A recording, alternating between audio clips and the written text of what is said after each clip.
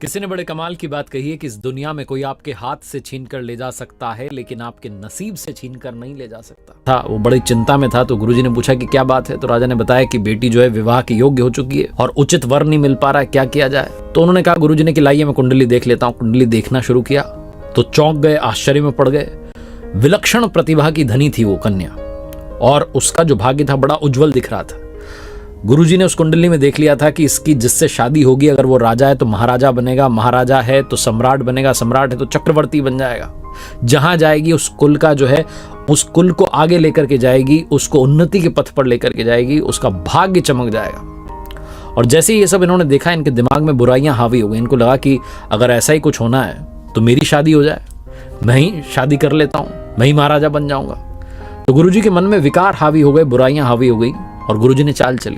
इन्होंने कहा राजा से कि राजा साहब, बच्ची आपकी जो है विलक्षण प्रतिभा वाली है, जिस कुल में जाएगी उसका भाग्य उदय कर देगी, कुल का जो है उजाला ही उजाला कर देगी जीवन में। लेकिन अगर आप इसका सीधा विवाह करा देते हैं तो ये अड़चन है कि ये कुल का नाश भी कर सकती है, वो कुल भी खत्म हो जाएगा और आपका परिवार भी खत्म हो जाएगा, ऐसा इसकी कुंडली में लिखा है। राजा चिंता में पड़ गया, बोलने लगा कि क्या किया जाए। तो गुरुजी ने कहा कि एक बड़ा आसान सा उपाय है। आप एक बड़े से बक्से में कन्या को बैठा दीजिए, हीरे जवाहरात और ज्वेलरी जो है उसमें रख दीजिए ताकि कहीं आगे जीवन में इसके दिक्कत ना आए, और उस बक्से को नदी की धारा में प्रवाहित कर दीजिए। स्वेच्छा से जहां ये बक्सा जिसके पास पहुंचेगा, जिसकी शादी इससे होगी कन्या से, उसके जीवन में उजाला ही उजाला होगा। चाहे वो सामान्य सा व्यक्ति क्यों ना हो, वो राजा महाराजा बन जाएगा। आप चिंता मत कीजिए, मेरी बात पर भरोसा कीजिए। गुरुजी की उस चाल में वो राजा फंस गया। राजा ने कहा ठीक है, आप कह रहे हैं तो आपको इतना मानते हैं। उनकी बात को माना गया। एक बड़े बक्से में जो है बैठाया गया उस कन्या को। वो नहीं चाह रही थी, लेकिन पिताजी की आज्ञा थी तो माननी पड़ी। एक नदी की धारा में उसको प्रवाहित कर दिया गया, बक्से को बहा दिया गया। बहुत सारा उसमें जो है हीरे जवाहरात ज्वेलरी जो है भर दी गई थी। दौड़ते हुए गुरुजी पहुंचे अपने स्कूल की, भैया आने वाला है बक्सा। जाकर के जो था बच्चों से कहा कि सुनो, आज छुट्टी है, कोई पढ़ाई वढ़ाई नहीं होगी, नदी किनारे पहुंच जाओ, एक काम आपको करना है मेरा। एक बक्सा बहता हुआ आ रहा है, उस बक्से को उठा करके लाना और मेरे कक्ष में ला करके रख देना और बाहर से दरवाजा लगा देना। मैं चाहे लाख चिल्लाऊं, दरवाजा मत खोलना। बच्चों ने कहा ठीक है गुरुजी, जो आपकी आज्ञा।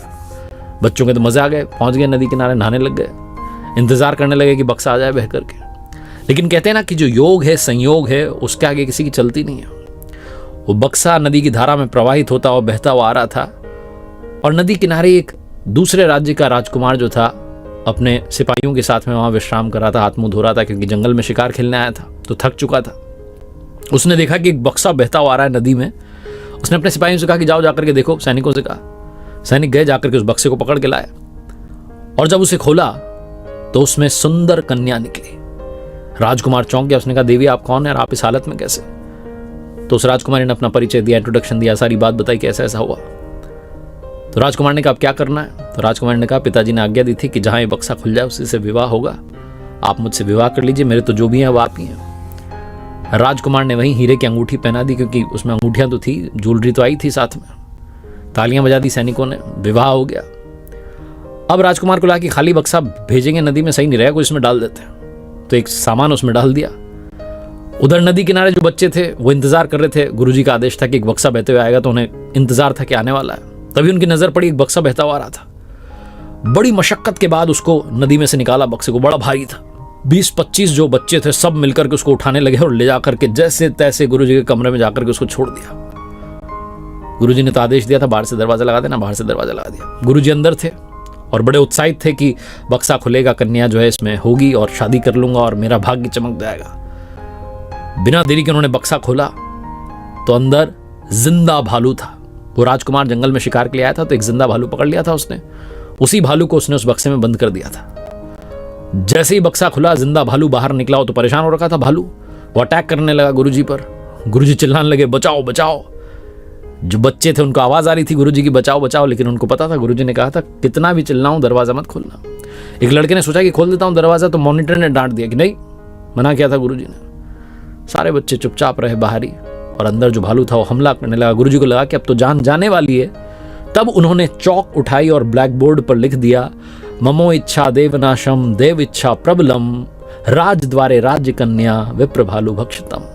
यानी कि राजद्वार पर राजकन्या पहुंची गई। जो उसका भाग्य था, जो लिखा हुआ था कि उसकी शादी जिससे होगी वो राजा से महाराजा, महाराजा से सम्राट बनेगा, वो पहुंच गई और एक गुरु को भालू खा गया, यानी कि मेरी इच्छा का नाश हो गया और उनकी इच्छा प्रबल रही। जीवन में जो होना है वो होकर के रहेगा।